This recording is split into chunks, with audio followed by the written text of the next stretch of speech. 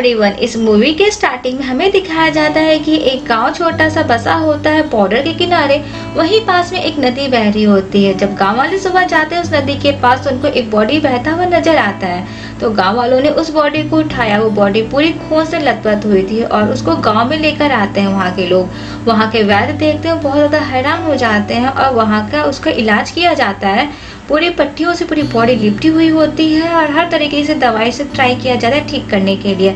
उसी दिन ही गांव में फेस्टिवल मनाया जा रहा होता है। तभी अचानक से गांव के ऊपर अटैक कर देते हैं कुछ लोग। गांव के लोग मदद के लिए बुला रहे थे किसी को, लेकिन कोई नहीं उनके मदद के लिए आ रहा था। और तभी हमें दिखाया जाता है हीरो हमारे शाहरुख खान की आंखें खुल जाती हैं और वो लोग उनके मसीहा बन के आ जाते हैं और यहाँ पे सभी गुंडों को मार भगाते हैं। और जब ये गाँव वालों से पूछते हैं कि मैं कौन हूँ और मैं कहाँ से आया हूँ, क्योंकि इनको अपनी याददाश्त याद नहीं रहती है, तो वहाँ पे एक छोटा सा बच्चा उनसे आके कहता है कि कोई बात नहीं, मैं जब बड़ा हो जाऊंगा तो मैं आपके बारे में पता करूंगा कि आप कहाँ से आए हो, कौन हो।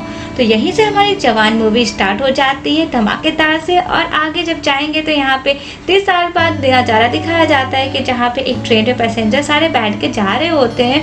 इसमें शाहरुख खान 6 लड़कियों के साथ उस ट्रेन को हाईजैक कर लेता है और हाईजैक करने के बाद वहाँ की सरकार से डिमांड करते हैं कि आप मुझे 43 करोड़ रुपए दीजिए। और जिसको देख सरकार कहती है ये पॉसिबल नहीं है कि आपको मैं इतना बड़ी रकम दे पाऊँ। तो कहता है कि कोई बात नहीं। यहाँ ये लड़की कहती है कि आप बहुत चीटर हो, आप मेरे पापा से डायरेक्टली पैसे कैसे मांग सकते हो। विक्रम राठौड़ कहता है कि जब भी तुम्हारे पापा जब पैसे मांगेंगे उनको तुरंत सरकार पैसे दे देगी, लेकिन इस गरीब के पापा की मम्मी के ऊपर 2 लाख रुपए के लोन थे, लेकिन सरकार ने एक नहीं मानी और लास्ट में लोगों को सुसाइड करना पड़ा, क्योंकि एक पेपर में लिखा था कि मरने के बाद परिवार की लोन माफ कर दी जाएगी। और जब ये सारी कहानी वहाँ के बैठे पैसेंजर सुन रहे थे तो बहुत ही ज्यादा इमोशनल हो गए और जिसकी वजह से क्लैपिंग किए सब इसके लिए। सब रेडी हो जाते हैं उसकी हेल्प करने के लिए। जैसे नर्मदा अपने पूरी फोर्स के साथ स्टेशन पे एंट्री करती है और लेकिन वहाँ के लोग पूरा मास्क पहन के ट्रेन से बाहर निकलते होते हैं, जिसकी वजह से नर्मदा इन लोगों को पकड़ नहीं पाती है और सारे पैसे गरीब के बैंक में ट्रांसफर कर दिए जाते हैं। फिर सीन शिफ्ट होता है और हमें यहाँ ये पता चलता है विक्रम जितना बड़ा दिख रहा था वो उतना बड़ा दरअसल में था भी नहीं, क्योंकि उसने अपने आप को उसी तरीके का मेक ओवर करके रखा हुआ था। दरअसल में वो एक यंग लड़का था और जिसका नाम आजाद था। ये भी पता चलता है वो 6 लड़कियां भी किसी महिला जेल में रहती है और जब उनको कोई मिशन कंप्लीट करना होता तभी वो बाहर आया करती थी। और ये तभी पॉसिबल होता था क्योंकि वहाँ का जो जेलर था वो आजाद ही था। फिर हमें दिखाया जाता है कि जेलर अपने कावेरी अम्मा के साथ जाता है लड़की देखने के लिए। लड़की की वजह उसकी बेटी आके उसको चेक करती है कि तुम मेरे पापा बनने लायक हो या नहीं, और लास्ट में वो फाइनल कर देती है कि तुम ही मेरे पापा बनोगे। और यहाँ पे ये सर्च कर रहा होता है कि विक्रम जिसने मुझे ट्रेन में मारा था वो है कौन। और यहाँ पे जब आजाद नर्मदा से मिलने आया होता है वो अपने बारे में सच बताना चाहता है, लेकिन उस टाइम वो अपने बारे में बता नहीं पाता। और यहाँ पे नेक्स्ट उनकी प्लानिंग सेट हो जाती है मंदिर जी को शूट करने के लिए, और ये लोग शूट भी कर देते हैं। उसको उसी हॉस्पिटल में ले जाते हैं जहाँ पे 34,000 बच्चों की जान गई थी सिर्फ एक गैस सिलेंडर ना होने की वजह से। और जिसको हेल्प के लिए वो अपने हेड से बात करती है डॉक्टर, तो वहाँ के लोग बोलते हैं बिना कमीशन के कोई सामान हमें कुछ नहीं देगा, जिसकी वजह से सारे बच्चों की मौत हो जाती है और सारा इल्जाम इस डॉक्टर के ऊपर आ जाता है जिसने कुछ नहीं किया होता है। और मंत्री भी उसी में साथ दे रहे होते हैं, इसीलिए उस मंत्री को शूट करके वो लोग उसी हॉस्पिटल लेके जा रहे थे और डिमांड करके कहते हैं कि 3 साल पहले यहाँ अस्पताल में कुछ हुआ था जिसके बारे में कि जॉर्ज जानते हैं, जो कि इस अस्पताल के 3 हुआ करते थे। उनसे कहिए टीवी पे आकर पूरी सच्चाई बताए, अगर उसमें से जरा सा भी झूठ बोलेंगे तो आप अपने मंत्री के लिए एक फूलों का माला तैयार करके रखिएगा। किंग जॉर्ज टीवी पे आके सबसे माफी मांगता है कि जो 3 साल पहले हुआ उसके पीछे मेरा हाथ था और डॉक्टर ईरा की इसमें कोई भी गलती नहीं थी। नर्मदा और आजाद की यहाँ पे शादी हो जाती है और नर्मदा को जैसे पता चलता है कि आजाद ही विक्रम है, उसको बहुत ज्यादा गुस्सा आता है, जिसकी वजह से आजाद को शूट आउट कर देती है क्योंकि उसने बताया नहीं सच्चाई। और तभी काली के आदमी इन लोगों को उठा के लेकर चले जाते हैं, इनको बहुत ज्यादा मारते हैं और तभी एंट्री हो जाती है आजाद के पापा जी का, मीन्स विक्रम राठौर का। वो आके इन दोनों को बचाता है, लड़ता है सबसे और अपने बेटे को उठा के लेकर चला जाता है। आते जाते यहाँ काली के भाई को शूट आउट करके जाता है और काली उसका बदला लेना चाहता है और वहाँ के जेल का सीन दिखाया जाता है। यहाँ पे नर्मदा प्लानिंग करती है कि उन लोगों की तरह वो बन के जेल में जाएगी और सच्चाई का पता लगाएगी आजाद कौन है, कहाँ से है, क्या है। यहाँ के लोग कहते हैं अगर तुम्हें जानना है आजाद के बारे में तुम्हें सबसे पहले जानना होगा विक्रम राठौर के बारे में, क्योंकि वो एक बहुत ही अच्छे इंसान थे और वो एक सोल्जर थे। जब अपने साथी को बचाने के लिए बॉर्डर पे गए थे उनकी बंदूकें काम करना बंद कर दी थी, जिसके वजह से उनके एक साथी को अपनी जान गंवाना पड़ा था। और लास्ट में ये लोग सभी को साथ में लेकर आ जाते हैं इंडिया में, लेकिन इनसे पहले जो भी सैनिक गए थे उनकी बंदूकें न चलने की वजह से सारे टेररिस्ट उनके ऊपर अटैक कर देते हैं और वहाँ पे इनके सारे सैनिक की मौत हो जाती है।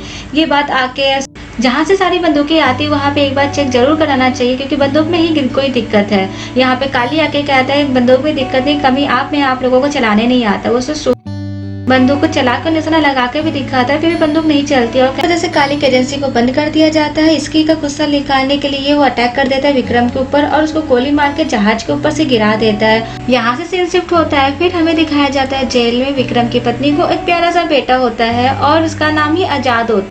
और विक्रम की पत्नी ऐश्वर्या इस टाइम ये जेल में इसलिए है क्योंकि जब विक्रम को मारा गया था तो ये लोग इसके घर पे इसकी पत्नी के ऊपर भी अटैक किए थे, जिसकी वजह से ये अपने सेफ्टी के लिए मार देती है उन लोगों को और आज ये जेल में होती है। और 5 साल के बाद इसको फांसी हो जाएगी क्योंकि प्रेग्नेंट थे उस टाइम।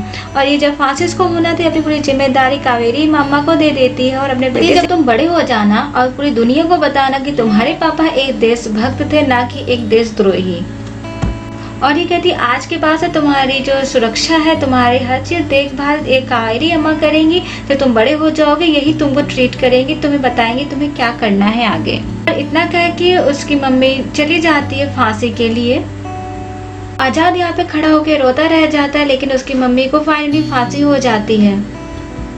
और ये सब बताते बताते आंखों में सबके आंसू आ जाता है और नर्मदा भी बहुत ज्यादा इमोशनल हो जाती है। वो भी बहुत ज्यादा सैड फील करती है आजाद के लिए कि वो कितना गलत सोचती थी आजाद के बारे में। फिर नर्मदा पूछती कि आजाद है कहाँ पे। सब बताते कि आजाद जहाँ पर भी वहाँ पे वो सेफ है। आजाद की जब आंखें खुलती है उसको अपने सामने अपने जैसा एक इंसान दिखता है, तो उसे पता चलता है ये कोई और नहीं है, मेरे पापा जी हैं। और बाकी ये उनके सारे फ्रेंड जो एक टाइम पे सोल्जर हुआ करते थे इनके साथ, इनको सबको कलेक्ट करने वाला ये एक इंसान था जो बचपन में कहा था कि मैं आपको खोज लूंगा कि आप कौन और कहाँ से आए हैं।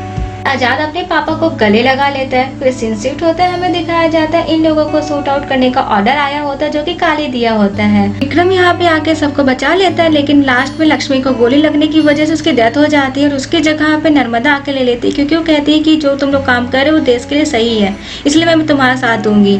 फिर यहाँ पे दिखाया जाता है कि काली ने उसके पापा को किडनैप कर लिया होता है, विक्रम को और उसके सारे फ्रेंडों को भी साथ में।